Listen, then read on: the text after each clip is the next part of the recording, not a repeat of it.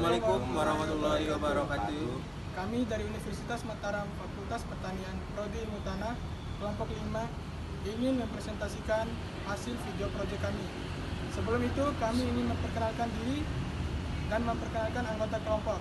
Mulai dari Perkenalkan, nama saya Sandi Akbar. Perkenalkan, nama saya Ari Apriliansa. perkenalkan nama saya Imam Dafari. Perkenalkan, nama saya Suli Hasnianki. Perkenalkan, nama saya Rangga Saputra. Perkenalkan, nama saya Wafi Munyafikri. Nah, di sini kami mengangkat tema yang berjudul peran Pancasila dalam ilmu pengetahuan dan teknologi. Tapi sebelum itu, mari kita lihat dulu sejarah singkat dan video-video kasus apa yang terjadi pada era sekarang ini.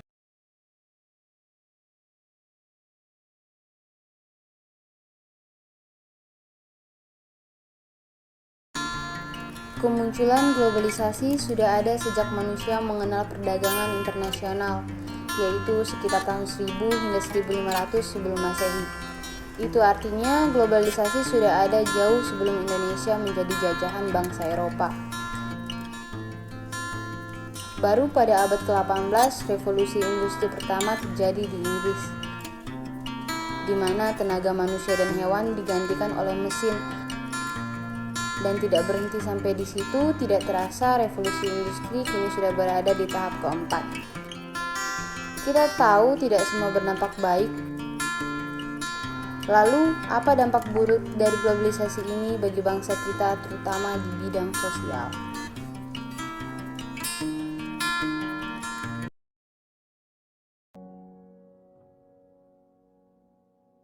Video bullying atau perundungan yang dilakukan oleh sejumlah remaja putri di bawah umur di Cilacap, Jawa Tengah viral di media sosial. Saudara, aksi perundungan ini membuat resah orang tua korban. Aksi tawuran antar warga kembali terjadi di dua lokasi. Karena diduga terlibat kasus pornografi online dan korbannya merupakan sejumlah mahasiswa. Pergeseran budaya juga mempengaruhi psikologis masyarakat.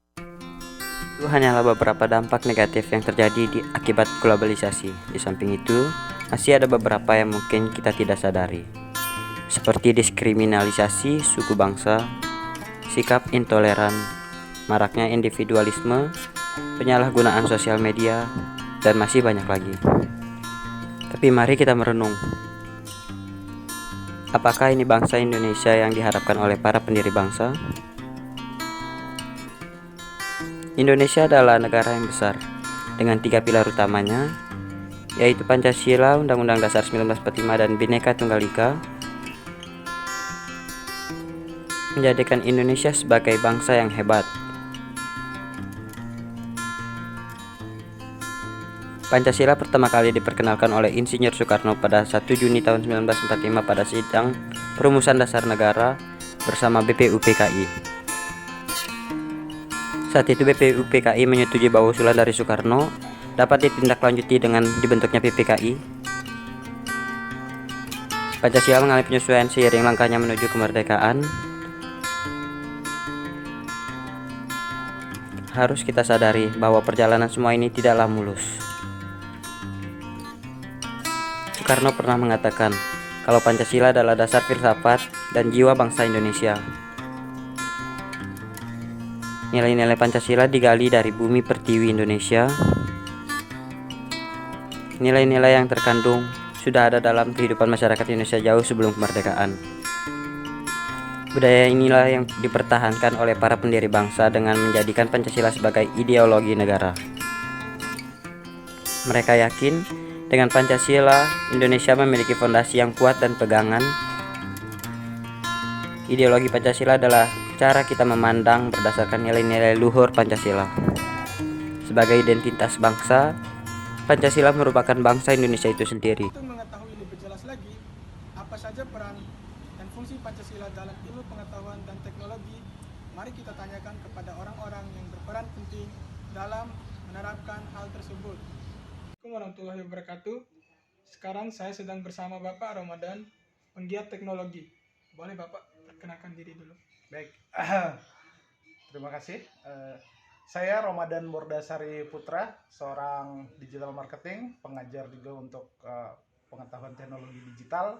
serta seorang relawan di Masyarakat Anti Fitnah dan Hoax Indonesia untuk wilayah Mataram. Baik Bapak, kehadiran saya di sini, saya ingin menanyakan kepada Bapak, apakah globalisasi dan teknologi mempengaruhi nilai-nilai Pancasila pada era sekarang ini? Baik, pada dasarnya Pancasila itu sendiri kan sebuah ideologi ya, ideologi dari bangsa kita yang sudah dirumuskan dengan baik oleh para pendiri bangsa. Jadi nilai-nilainya itu seharusnya tidak berubah, tapi dalam perkembangannya kita pada saat pelaksanaan di lapangan akan mengikuti perkembangan zaman tersebut.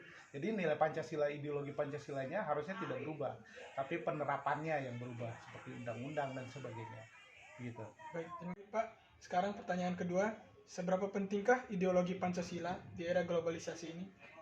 Ya, dalam era globalisasi yang semakin cepat ini ya, itu kan banyak sekali ideologi yang masuk juga gitu. Arus globalisasi membuat informasi itu semakin cepat dan mudah diterima oleh orang kita.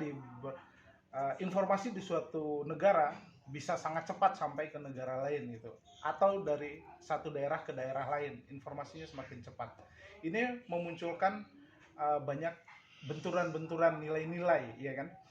Ada banyak benturan nilai-nilai, ideologi-ideologi. Nah, perkembangannya ini tentu saja membawa dampak-dampak positif, tapi juga membawa dampak-dampak negatif. Dampak-dampak negatif ini kan bisa kita lihat ya, konten-konten yang bertentangan dengan ideologi Pancasila itu banyak sekali muncul gitu.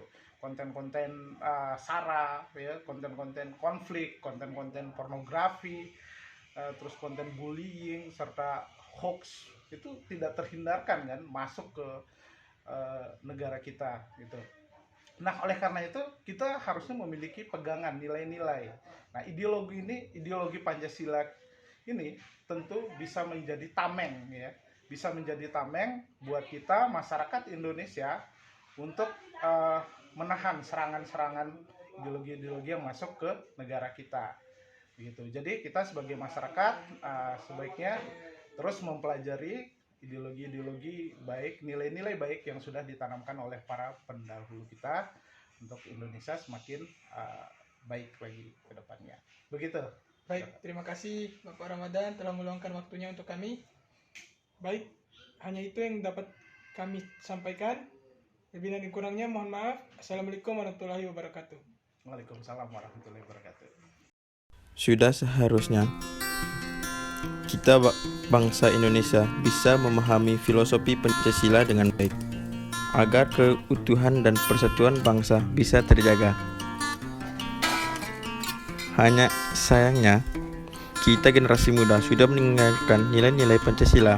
Globalisasi menyajikan kepada kita ideologi alternatif seperti radikalisme, liberalisme, dan ideologi lain yang mudah dijangkau, sehingga menurunkan eksistensi dan daya tarik Pancasila. Itulah alasannya sosial budaya Indonesia mulai luntur. Gotong royong, musyawarah, kehidupan sosial yang rukun dan harmonis kini mulai pudar. Kita bagaikan sapu lidi yang terlepas ikatannya.